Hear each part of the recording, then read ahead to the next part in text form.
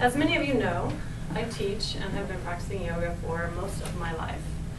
So when I heard that we needed to specify 7 insights and 7 strategies, the first thing my mind went to was straight to yoga and chakras.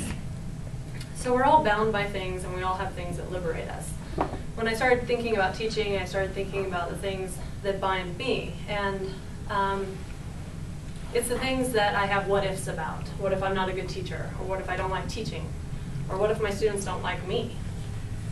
And the things that I feel liberated by are having the tools to deal with these kinds of things. So I thought the insights and the strategies together are our toolbox, right?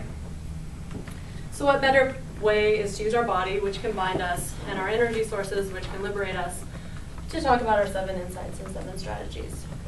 So on a very basic level, chakras, which has a lot of translations, are the energy centers in the body. They start at the tailbone and they go all the way up to the crown of the head. There's colors and symbols or mandalas. There's also characteristics for each chakra. So I chose 7 insights and 7 strategies that align with the 7 chakras. So we're going to familiarize ourselves. Everyone stand up, please. So we're going to find our chakras and we're going to engage them. So the tip of our tailbone is Muladhara, shaking your Muladhara. Come on, shake your Muladhara. And your second chakra is Svadhisthana, so it's your pelvic area. So engaging your pelvic area. Come on. And then there's Manipura, which is our solar plexus, our abdomen. So we're going to do a twist to one side, twist to the other side. And moving to Anahat, which is our heart center. So shrugging your shoulders back and opening up your heart. The 5th is our throat chakra, Vishuddhi, so looking side to side. And the 6th chakra, Akya, is your eyebrow center. So you're going to look up into the center, kind of cross your eyes. And the final chakra, Sasara, is the crown of your head. So we're going to take a deep inhale. And as you exhale, you're going to envision the breath coming out the crown of your head. So inhaling. Exhaling, envisioning that breath moving through the top of your head. All right. So now that we're all awake and we've been engaged our chakras, you can sit. So the first chakra, Muladhara, is our root chakra. Again, it's the tip of your tailbone. It's related, or the characteristics are survival, the tribal or family connection, grounding, self-preservation, and fear. So the insight that I chose most aligned was a certain level of fear is normal in children as long as it's short-lived and there's no real merit. Overall, they are really safe and secure. The strategy I chose was the meet and greet partner. This is where the students pair up, they learn about each other, and then they introduce each other to the class. This is a way for them to create a sense of tribal and class connection. This strategy also helps ground the students, especially on the first day, and become part of the team, and which ultimately assures survival in the tribal sense. The second chakra, Svadhisthana, is the sacral chakra. Pelvic area, the color is orange. The characteristics are sexuality, emotions, creativity, desire, self-gratification, and guilt.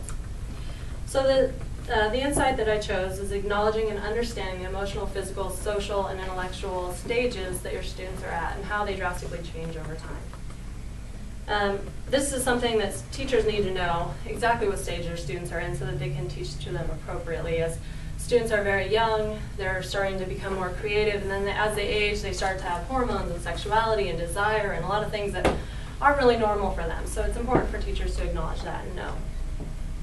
The strategy I chose was mental math. In the strategy, you create 5 statements. The students answer the statements by moving their finger from answer to answer, and in the end, they get to the ultimate prize. This is a creative lesson that allows the students to have immediate gratification. And in the end, it's just fun. Manipura, the 3rd chakra. The abdomen area is solar plexus. The color is yellow. It's related to your willpower, your self-control, self-definition, and guilt. So the insight that I chose was encouraging students and allowing them to express themselves, giving them all equal opportunity to be themselves and encouraging autonomy.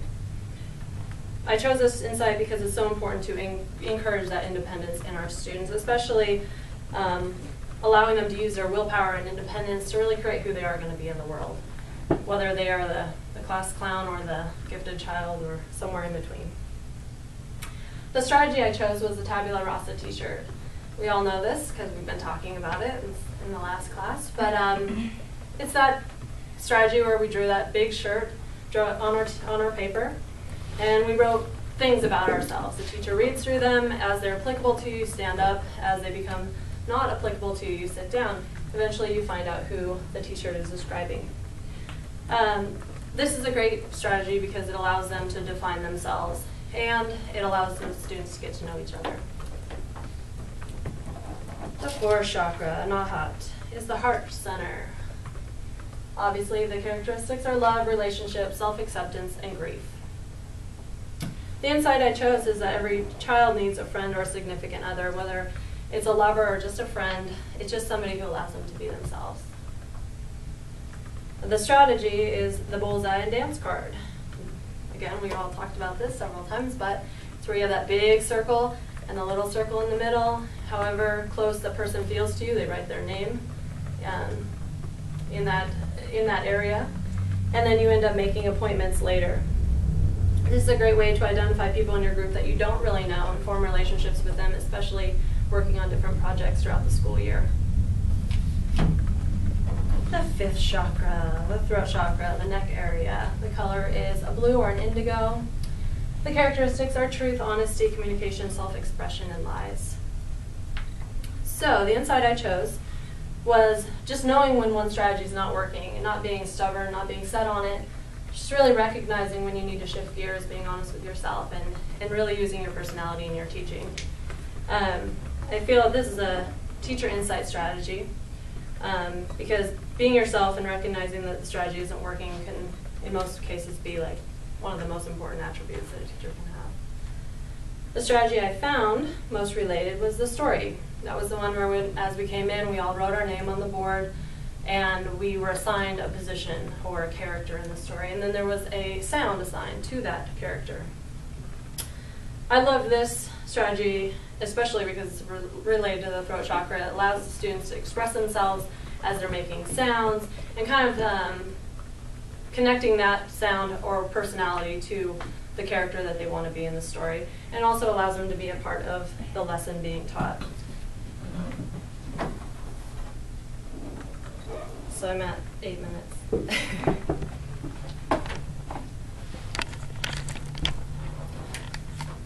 I'll just wait a few seconds. Am I red? I get really red, sorry.